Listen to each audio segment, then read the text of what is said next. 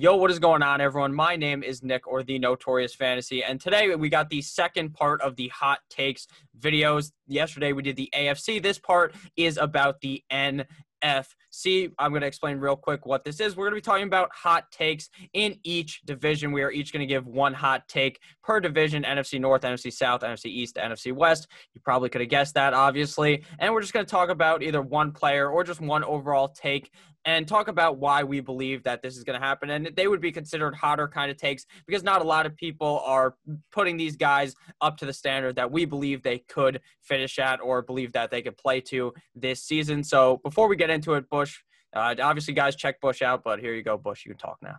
Yeah, so the Fantasy Stock Exchange on YouTube, make sure you go subscribe to that. We are putting out not quite as much content as Nick. We go about 7 days a week. He's an animal. But make sure you guys also check out the draft guide, which is $3 as of right now. If you prove that you're subscribed to the channel via like screenshot or whatever, in the draft guide, you'll find the typical draft guide stuff, busts, sleepers, rankings, all that. Got full team previews, the best resources to use, division previews, must draft players, draft strategy, strength of schedule, teammate battles, all other articles, rookie profiles, all that shit. So make sure you guys check that out. If you guys would like to check out my draft guide as well, the link is down below in the description. Patreon.com/NotoriousFantasy. It is $7.50 for the month of August. It has all the things that you need to win your 2020 Fantasy Football Championship. So please make sure to check that out. I'm obviously editing this in because I forgot to say it at the beginning of the video. Back to Future Nick now. Yeah, for sure. So the first division we're going to be talking about here is the NFC North. The Bears, Lions, Packers, and Vikings. I let Bush go last time first, so I'm going to go first this time. So my opinion, or my hot take of this division, is that Kirk Cousins actually plays better in 2020 than last season and has a higher finish without Stefon Diggs. Because obviously, if you guys watched yesterday's video, spoiler alert, Bush really thinks Stefon Diggs is very good, and I think Stefon Diggs is very good too. And this is obviously a notable loss for the team. They obviously bring in Justin Jefferson out of LSU, and I think that that's going to help him out. But obviously, Justin Jefferson in his first year in the NFL is no Stefon Diggs, but does it matter? I don't think so. I think Kirk Cousins will be able to finish higher than last season. Last year, he finished as quarterback number 16 in 2019, so he could easily finish as just quarterback 15, and obviously my take would be right. He averaged 16.2 points per game, ranking 16th at the quarterback position. Now, notably, his pass attempts is not very high. It ranked 24th at the quarterback position with 444, which obviously I expect to go up slightly with Kevin Stefanski leaving. 3,602 passing yards. He had 26 passing touchdowns and 6 INTs. Kirk Cousins, obviously, notably one of those guys that people will consider to be a game manager, not one of those guys who's going to really take over the game and just dick down a defense. He's not really known to do that, but I think we could see that happening this season for Kirk Cousins. They lost Kevin Stefanski, and obviously the Minnesota Vikings were pretty run-heavy with Dalvin Cook in his rookie year. They gave him a decent amount of touches, but they had a 35.59% run play percentage in 2018 before Kevin Stefanski took over as the offensive coordinator, which ranked 29th in the NFL. And then in 2019, they finished as the 4th most run-heavy team at 48.30%. So I think it does go down slightly. And with that going down, Kirk Cousins obviously should go up. So him finishing inside of the top 15 is obviously something that's going to be very possible this year, especially if Kirk Cousins looks like what he played like in Washington. He looked way better than he has looked in Minnesota, at least to me, for the last, I believe, what has he been there for, a year or two now? And I think 2 years, I think. 2 years? Okay. Yeah, after that, Case Keenum absolutely destroyed the Saints. Shout out to all you Saints fans who have been crying for years to the Vikings. But I think Kirk Cousins will be just slightly better and overtake being quarterback 16 and go up to probably like quarterback 14. And hey, at the end of the day, that will make my take correct. And most people probably think Kirk Cousins will be much worse without Stefon Diggs. So what do you think about this take? I think you're onto something with saying that he could finish higher than like quarterback 16 because he's going to play all 16 games because he always does. But in terms of points per game, I don't see any way that there's like his finish goes up higher without Diggs, with the offense getting probably even more run heavy than it already was. Like Kirk Cousins is just the opposite of the type of quarterback I would draft, considering you can get Gardner Minshew after Kirk Cousins. Yeah. And even guys like Joe Burrow and Drew Lock, I'd just much rather have those guys because I think their upside is just way higher. So I'm kind of out on Kirk Cousins. I wouldn't probably draft him ever just because I just assume he's probably going to finish as quarterback 16 to 20, but that's not going to win me shit. So it's a guy that I'm just staying away from in general. Yeah, no, I'm not really telling everyone to go out there and draft him. I just think it's entirely possible that he does better than last year. And I think he actually is fine as like your quarterback too if you're playing in like a deeper type of league. If you're in like a 14-team league and you draft him as your second guy, or if it's like a super flex league and he's like your second quarterback that you play every once in a while because then you're going to play my third quarterback in a super flex league. I would not trust him as my second quarterback. Really? Because I think I would just draft him as my second guy and then draft like Derek Carr or Gardner Minshew in later rounds. Okay, then... he could be like the second guy I draft, but not the guy I'm starting all the time. Okay, yeah, that's more of what I meant. But I think Kirk will be fine this year, but obviously he's not the best quarterback ever to grace the NFL. So what is your take here for the NFC North? Okay, so for the NFC North, and this one's hot. This is probably the hottest one, just considering what has happened the last 2 weeks. And I'm saying Deandre Swift finishes as the highest of all the rookie running backs. And yes, that means Clyde Edwards-Helaire too. So a couple weeks ago, this probably wouldn't have been that hot of a take. Now it is, because Clyde Edwards-Helaire is a first-round pick. So let's look at Deandre Swift. He's a super talented rookie with borderline first-round draft capital. And most importantly, in my opinion, he hasn't disappointed the current coaching staff and front office yet, which Kerryon Johnson has done by getting injured in 2 straight seasons. Yes. Patricia praised Swift's ability to be involved as a receiver, and not that Kerryon Johnson's bad at it, but Swift boasts great ability in that area, and it should get him on the field early, which is where he'll prove that he's better than Kerryon Johnson in pretty much every aspect of playing running back. I think this backfield probably starts out as like a 50-50 split. In a few short weeks, it'll be Swift's all to himself, meaning like he's going to be like a 65-70% share running back. And this is whether Kerryon Johnson gets injured or not. If he does get injured, and this is probably the only way my take comes through, Swift's ability as a runner and as a receiver and on the goal line, what we saw, it was like a high-flying aerial attack when Matt Stafford was healthy, could land him as a top 8 running back in fantasy. If he's able to be the engine of the offense while Stafford kind of just dishes it out to Jones and Golladay and Hawkinson on the outside, like Swift could be like a 12 touchdown running back, similar to like what Alvin Kamara was his rookie year. So offensive coordinator Darrell Bevell also is not averse to using a bell cow running back if he's earned it, not like just out of the blue, like he's just going to use a bell cow. But if Swift proves he's super good, he's better than Kerryon Johnson, and he's able to take the job and run with it. He's used Adrian Peterson and Marshawn Lynch in his days as an offensive coordinator, and he knows a bell cow when he sees one. So if Swift is just outperforming Kerryon Johnson, I don't think they're just going to stick with KJ because he's the veteran and like the rookie's got to prove his stripes. Like, no, if Swift is outperforming KJ, they're going to switch to Swift because I think they're like low key pissed off at Kerryon Johnson for getting hurt. Yeah, now I completely disagree with this, but it's because I don't think they're going to run the ball a lot. Now, if Kerryon Johnson was to get hurt, this take is 100% possible. He could literally be a top 10 running back. I think that's the only way that happens. But like, even if Kerryon Johnson doesn't get hurt, I still think Swift has like top 15 potential. See, I just don't think so, strictly because they don't run the ball enough. Now, I understand the pass catching opportunity. DeAndre Swift is just like you said, Alvin Kamara. He's a guy who can go out there, catch the ball. He could literally be like their third fucking wide receiver. That's how good he is at catching the ball. Plus, their third wide receiver is, I think it's still Danny Amendola. So, obviously, not too complicated to get up there and play out there. But I think DeAndre Swift, good player. I just don't think this is the right situation for this season. They just haven't been running the ball that much. I think they ran it 30 to 35% of the time last year, and that's obviously not something you want as your fucking running back. So I don't know. I'm just really off of him this year. I think if Kerryon Johnson was to get moved off the team or just to fucking get hurt like he always does, Swift is 100% going to be able to be that guy. But it would probably, Kerryon Johnson probably won't get hurt week 1. It would probably be like week 8 or unless they just completely lost trust on him because he's just shit again. I really believed in Kerryon Johnson. I thought he was really good. And even when he was playing kind of well or pretty well, they just weren't giving him the ball enough. And I feel like that's going to be what happens this year with DeAndre Swift, where you really think he's going to be good. And it is entirely possible that he is, but I just think that if they don't give him the ball enough, there's no way. Obviously, any running back, you give Saquon Barkley like 6 touches a game, he's not going to fucking finish high enough. So I think that is the biggest worry for DeAndre Swift. Do you think that they do start running the ball more now with Swift there? I don't care. I think he's going to catch 6 passes a game.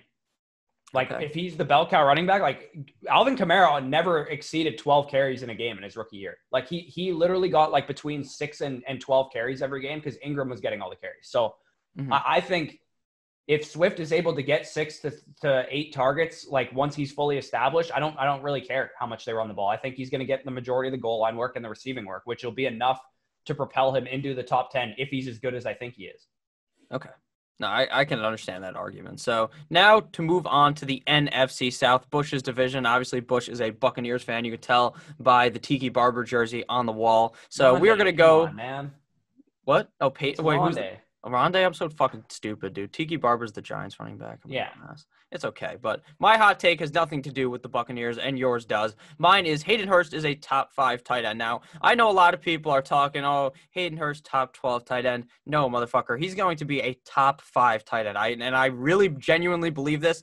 To me, this is a cold take for me because I have him ranked as a top 5 tight end. I had him at 4, and then I realized that you can't put him above Zach Ertz, even though I don't like Zach Ertz all that much. So Hayden Hurst last year, obviously not super hot in Baltimore. Tight end number 34, playing in all 16 games, 40 targets, 30 receptions, 2 total touchdowns, which obviously is pretty good for a guy young in his NFL career, but nothing too special. But that's obviously because he was stuck behind Mark Andrews, who was just dumpstering defenses. And Nick Boyle.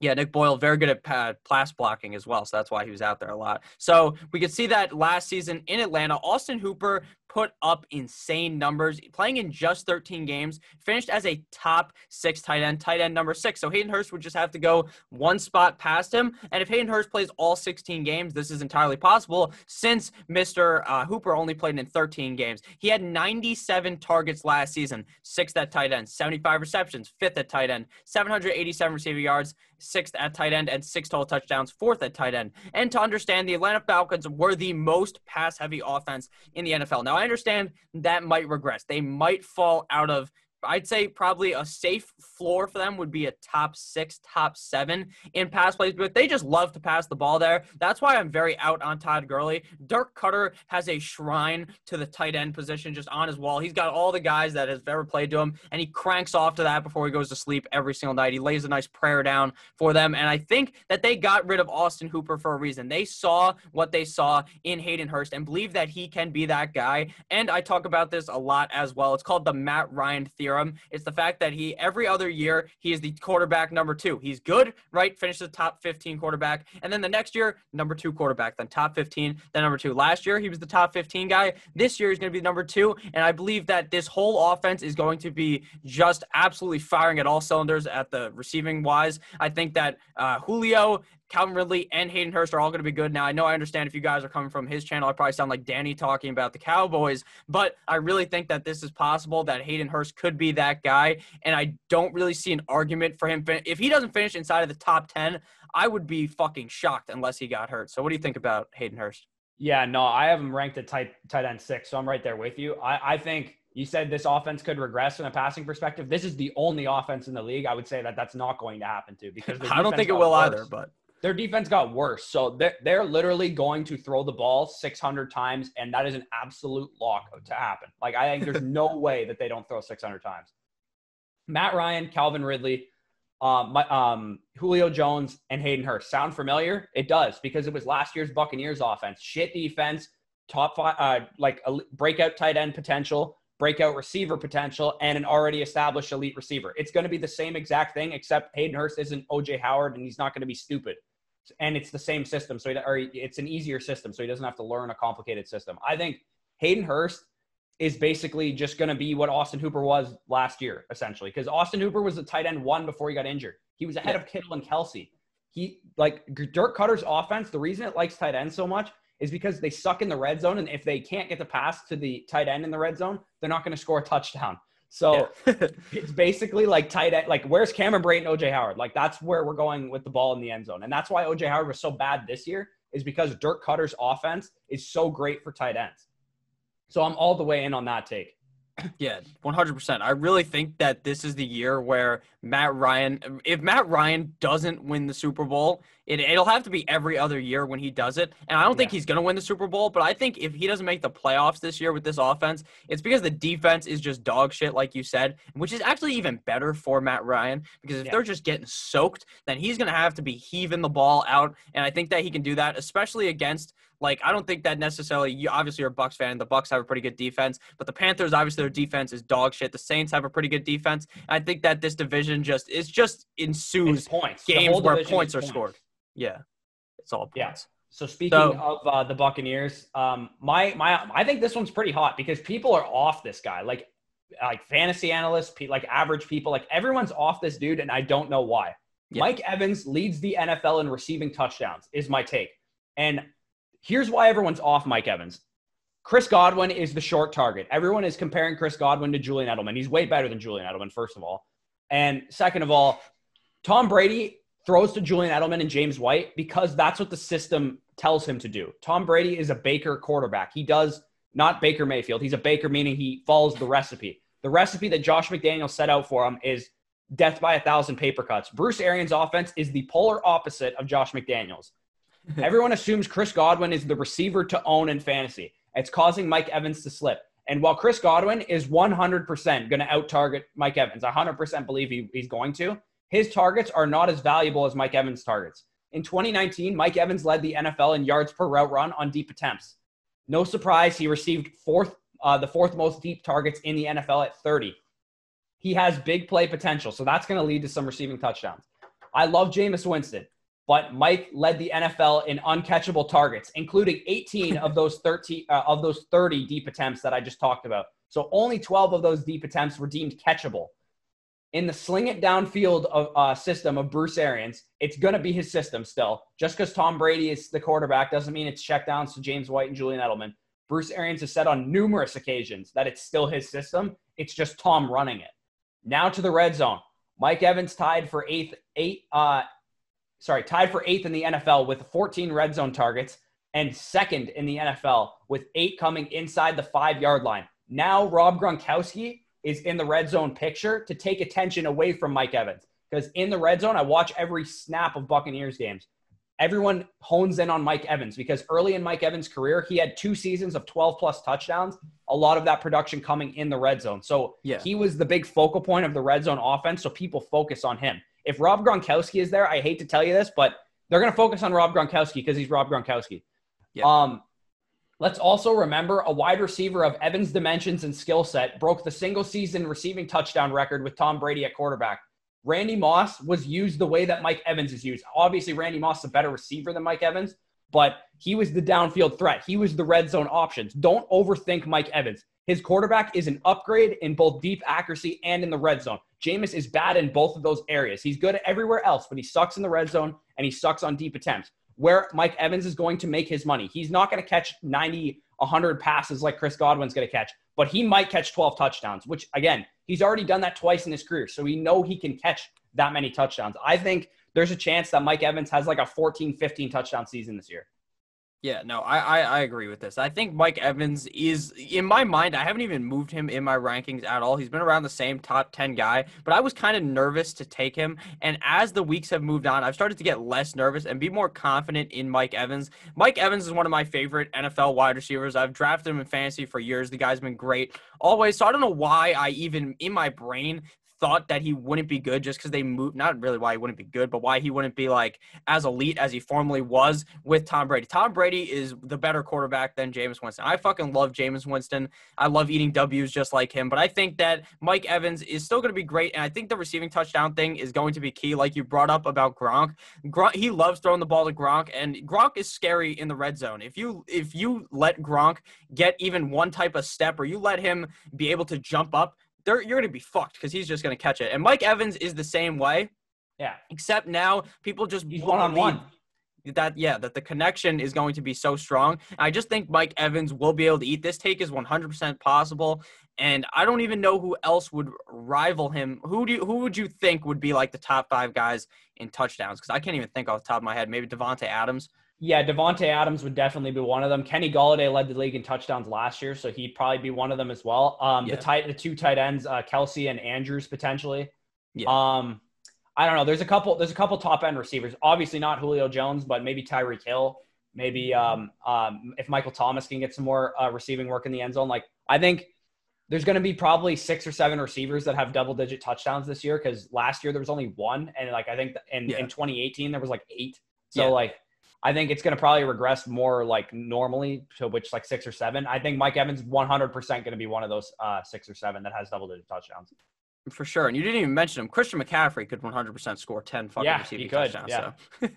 All right. So next division to talk about here is the NFC East, the Dallas Cowboys, the New York Football Giants, the Philadelphia Eagles, and the Washington, no name, the Washington football team. So my pick is from the Washington football team. And that is that Terry McLaurin is a top 12 wide receiver. Now, you guys know me. If you've been here for a while, I fucking love Terry McLaurin. I'll get down on both knees or one knee for him, regardless. Maybe he wants to get married. Maybe he wants something else. I just love the guy. This one is going to not be super hot to me, but to a lot of people, they don't believe in Terry McLaurin. They don't believe in the Washington football team. They don't believe in Dwayne Trash Can Haskins, who was absolutely awful last year, but I think he's done enough in the offseason. Now, I don't buy into those training camp or those like offseason things where Dwayne Haskins has no fucking shirt on and he's just throwing dimes to all these guys, because at the end of the day, that doesn't mean anything. There's no pads on. There's no one coming to fucking destroy him. But I think that he is working hard, and I think that just improving slightly will mean a lot to Terry McLaurin, especially since Terry McLaurin was playing very good last year with, I believe, Colt McCoy played a fucking game at the quarterback position. And Colt McCoy, I didn't even know he was in the NFL until he started for them. Hook him. So last season, his rookie campaign, he was the #1 wide receiver on the team. As a rookie, he was instantly slotted in there to be the alpha guy going up against good cornerbacks. And he finished as wide receiver number 29. So I know that's not going to get you real hard. It's not going to get you going about Terry McLaurin, but he only played in 14 games and played pretty well in those games when he was playing. He had 93 targets and only 58 receptions. I think that the receptions are going to go up, obviously, because the quarterbacks are going to be more accurate this year. And by the quarterbacks, I mean, it should just be Dwayne Haskins. He had almost 1,000 receiving yards with 919. He was very good in the red zone as well in the touchdown category. 8 red zone receptions, 18th at wide receiver, and 7 total touchdowns. And he dominated in the target share of the Washington offense. 23% target share in Washington, 22nd at wide receiver. So he's already shown us that he could be that alpha guy. And he was ultra efficient last season. 9.9 yards per target, 12th at wide receiver, 15.8 yards per reception, 14th at wide receiver, 68.4% contested catch rate. So you just throw the guy the ball. Even if it's shit, he's going to go out down with it. #1 at wide receiver, and he had a 115.9 quarterback rating when targeted, 10th in the NFL. And note, the quarterbacks just were not that good last year at all. His catchable target rate was only 79.6%, 40th at wide receiver, and he was still coming down with the ball. And I think that with Riverboat Ron as the head coach, this offense is just going to be humming much easier. And with a not so super hot defense, I understand someone left a comment actually that the Washington defense isn't as shit as I say they are. Like I think they're like probably like a dumpster fire, but they're probably not as bad. Their corners are a little concerning, but their front seven's pretty good. Yeah, that's what the comment said. So they're probably pretty good. They're not like the worst defense ever, but just because they don't have the best, if they don't have like an amazing defense, they're going to be out in these games and they're going to have to throw. And I think Ron Rivera is going to be able to get the guys fired up. And plus Haskins literally played college ball with fucking Terry McLaurin, and they somehow just lost every inkling of connection they ever had. And I just think that Terry McLaurin upgrades in his sophomore season as well as Dwayne Haskins to create some type of a super connection there in Washington. So what do you think about Mr. F1 McLaurin? They actually never had a connection because Terry McLaurin, his concern coming out of school was like his breakout age and his production. So like, it wasn't very good. Yeah, it wasn't very good because fucking Paris Campbell was the main guy there when he was at Ohio State. But I in my Twitter profile at Football Stock on Twitter, I have this pinned. And it's talking about rookie receivers last year who received who reached 750 plus receiving yards, who had 100 or less targets. And a couple receivers fit the description. I'm going to talk about one later, but Terry McLaurin was one of these guys. And based on this data, basically what I looked at was what was the target increase their second season after being so efficient as a rookie? Did the targets go up? Because that's what I wanted to know. And based on this data, 34 targets was the average increase for the, I believe it was like 16 receivers or whatever that I looked back since 2006, and a 269 yardage increase. And basically what this would equate to for Terry McLaurin was 140 targets and 1,319 receiving yards. And this was just based on the average, not the like high end guys like Josh Gordon received like 85 targets, like more like the next year in his career. So I think Terry McLaurin is in for a breakout season, as are a couple of the other guys listed in that study that you guys can go check out on my Twitter. And I'm going to touch on later in this video. All right, so hopefully you guys are now bought in on Terry McLaurin. I've talked about him like 1,000 times on my channel. He's been on the thumbnail of a million videos, so you should already be brought in. But if you're new, hopefully that brought you in as well. Hopefully you guys have enjoyed thus far. But now it's Bush's turn to also talk about the Washington football team. Yeah, which is weird because they're by far the worst like fantasy offense in this division. But Yeah. Antonio Gibson is the number one owned player on fantasy championship roster. So this is like a really hot take because this, to me, this requires in-season analysis too, because like a bunch of shit's going to change. But calm down for a second. I'm not suggesting you draft Antonio Gibson in like the 6th round. I would say don't pick him higher than round 8 because what you want Antonio Gibson to be for your team is a stash. You want him to be a guy that you're looking forward to breaking out later in the season because he is going to struggle early. I believe they just came out and said that he's not going to be featured right away or something. Either their OC or their head coach said that. I don't remember who it was, but he's new to the position. He was primarily a wide receiver in college. It's going to take him a few weeks to get used to NFL speed and to be used to playing running back. Like he may even be someone to straight up avoid in drafts because he might be on the waiver wire by week 5. Like people might drop him because it's Adrian Peterson's show and Peyton Barber's even getting carries. Like he might be on the waiver wire. If not, he's going to be a great trade target midseason. And the reason I say he's going to be the number one owned player on fantasy championship rosters is because of this. He's going to be on good teams. Like people who have good rosters are going to be able to pick him up or trade for him like midseason. Yeah.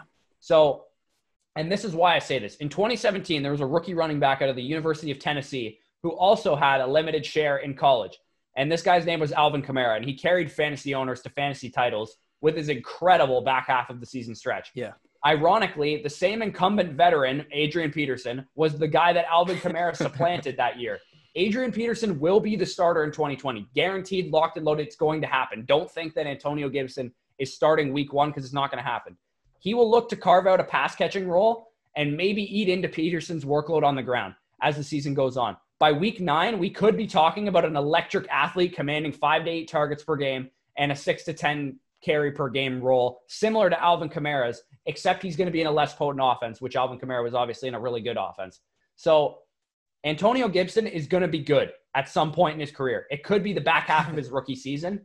He's a crazy athlete. If you don't know his measurables, go to playerprofiler.com and just look at his player comparison. It's Joe Mixon because he's that good of an athlete. So I think Antonio Gibson is going to get off to a slow start, but he's going to be either like the number one waiver ad at some point in the year, or he's going to be a great trade target. So definitely keep an eye on Antonio Gibson.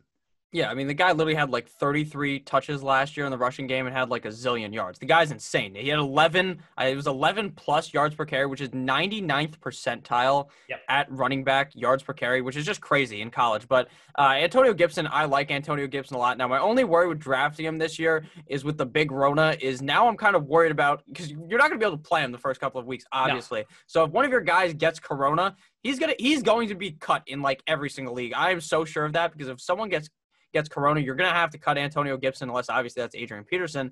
And that obviously will not help him out for your team, obviously, for the first couple of weeks. But I believe what you said 100%. Week 16, when you're in your championship, don't play in week 17. Tell your commissioner right now to fuck off and change it to week 16 because week 17 is just depressing because your team that was a powerhouse, half those players are going to be riding the pine in your championship, so you want to make sure that they're in there. But Antonio Gibson is going to be very good. Like you said, he didn't have that much of a workload in college, but just like with Alvin Kamara, he was able to he really carried at the back half of his rookie season. I think that's what we see out of Antonio Gibson. I don't think not Antonio Brown. Adrian Peterson is the most like elite running back ever anymore. Obviously, one of the better running backs ever, but not some type of elite talent anymore. And when he was on the Saints, I really thought Adrian Peterson was washed up, and then magically he arrived in Washington and started being good again, which is kind of funny. But Antonio Gibson is a very good player, and I think that this is a hot take, but it's 100% possible because a couple of years ago, there was literally every year there's the most random players on the win your championship roster. Rashad Perriman was the most owned player last year. Yeah, and Justin Watson, I believe, the other wide receiver, was really good as well. So, and I had him. So it was like the same shit. It's just these random-ass players week 16 because people always get hurt. Could be that guy. So that is 100% a good take. So now on to the Can I add one more thing to that? Yeah, you can go. Another thing that we didn't even take into account is, remember Tariq Cohen in 2018 and Mitch Trubisky's second year? Was Mitch Trubisky good in 2018? No. Dwayne Haskins could be as good as Mitch Trubisky was in 2018. Like, he actually showed something towards the back half of his rookie season. So I don't think the offense being shit is like is the bad thing for Antonio Gibson because he's going to catch a lot of passes. And if you want to check out more on Antonio Gibson, if you know nothing about him, because, I mean, he played for Memphis. I don't know how many people are watching Memphis games on Saturdays, but in our draft guide, as I plugged before, I wrote up Antonio Gibson, and there's some film clips in there. You can see how electric the kid is. So make sure you go check that out. On to the next division.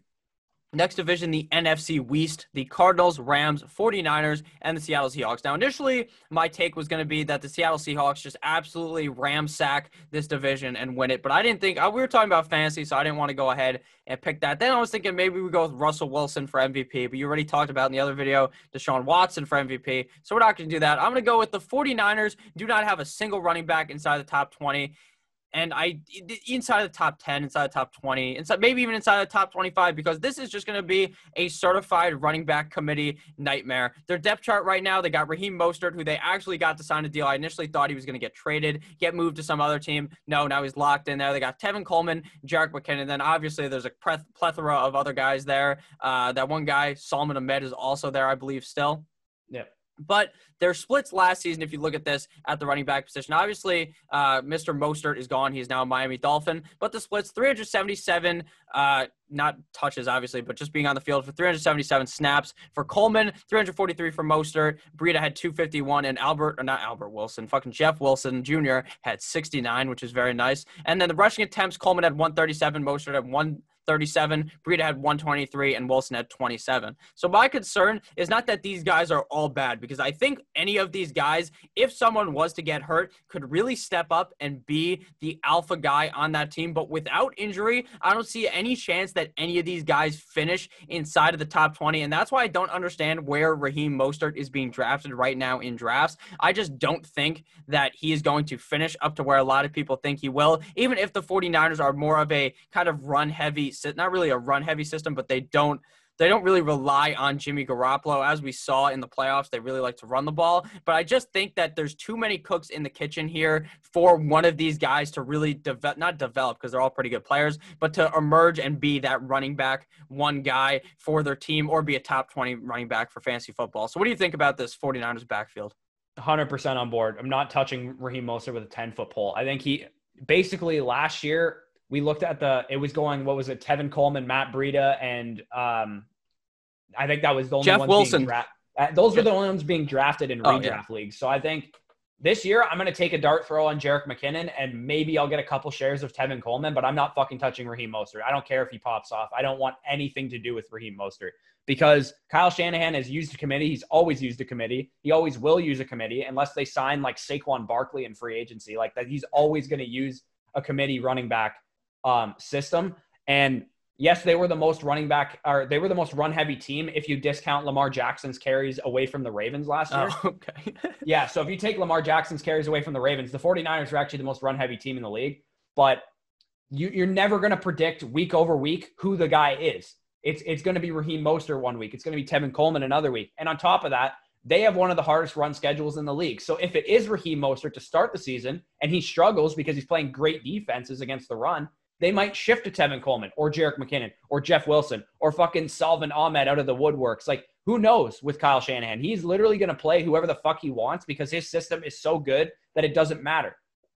Yeah, system's very good unless you're in the Super Bowl, because he choked 2 of those away. But you're going to be really pissed off when you draft him and Jeff Wilson just moseys on into the end zone 3 times a game, because that's just what happens. Jeff Wilson was automatic on the goal line, like 4 yards out, boom, he was in every single time. That's why he was good in fantasy. He'd have like 3 carries and 3 fucking touchdowns. So you're going to be really pissed off drafting any of these guys if you're drafting them early. Obviously, Tevin Coleman and Jerick McKinnon are later picks, and you're always just pissed off at Jerick McKinnon because the guy just doesn't stay healthy, or typically hasn't in the past. So now we can move on to Bush's take about the Seattle Seahawks.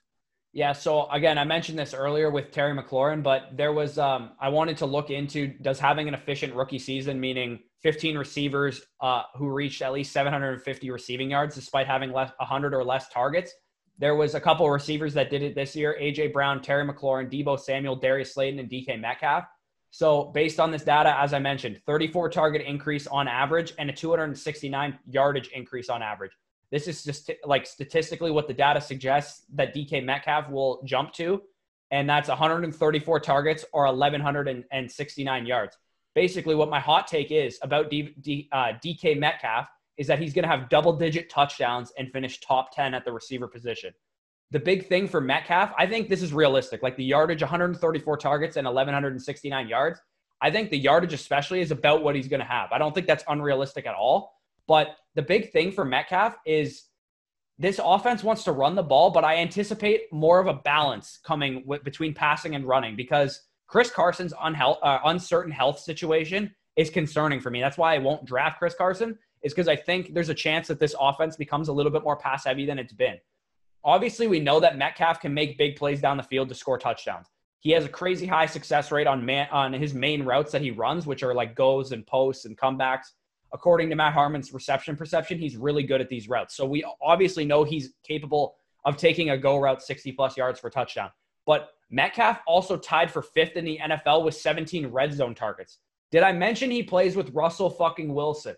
Like, DK Metcalf and Russell Wilson are going to be uber efficient just because Metcalf was super efficient last year. Russell Wilson's always efficient. So I could definitely see Metcalf having 10-plus touchdowns this year. And if he does, combined with 100 or 1,000 yards-ish, he's going to be a top 10 receiver because we saw Mike Williams a couple of years ago have 10 touchdowns, and that propelled him into like an elite fantasy season for someone who's not even remotely in the same category of talent as DK Metcalf, in my opinion.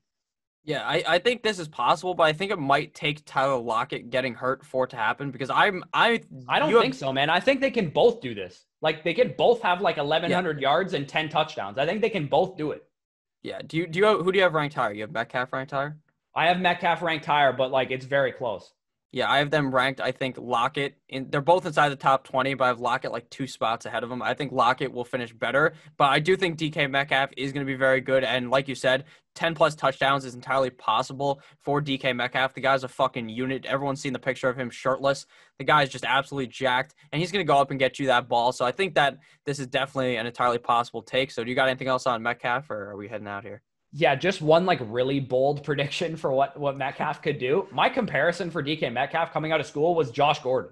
And what Josh Gordon did his second year in the NFL was retarded. Like it was crazy. Like he literally had 1,700 yards in 13 games. Like he like popped the hell off. I don't think Metcalf's going to do that, but in terms of like just a physical presence that DK Metcalf is now that he's coming into his second year, like he could legitimately just go insane and be the number 1 receiver in fantasy. Like cuz he's got that kind of potential just based on how like freakish he is. Yeah, 100%. Real quick before we end the video, do you think Josh Gordon will ever play again?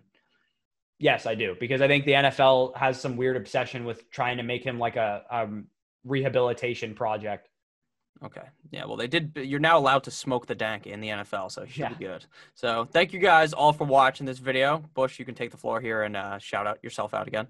Yeah, I won't plug the draft guide because I already did that, but go check that out. Make sure you're following me along on Twitter because I do tweet shit like this out all the time. Like I tweeted out something about the Mike Evans research that I did yesterday. I find it's people on Twitter, like they just tweet out YouTube videos and be like, go watch my video. It's like, I'm not doing that. Give me some value on Twitter. So that's what I try and do. I try and tweet out research that I do and stats that I find and stuff that I find interesting. So make sure you're following me along on Twitter. As I mentioned, youtube.com/fantasy stock exchange is how you can find us if you're interested in more of my opinions and takes. So definitely go check that stuff out.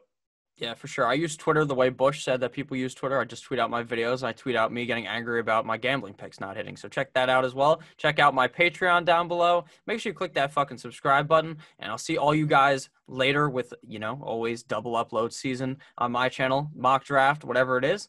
It's coming your way. I'll see you guys later. I hope you guys have a great rest of your guys' day. And I'll see you guys later, like I said. And then actually check out the video. I didn't even say this. Check out the video from yesterday with Bush. You need to make sure you watch that because that one is just as hot as this one. Super hot fire. I spit that. Have a great rest of your guys' day.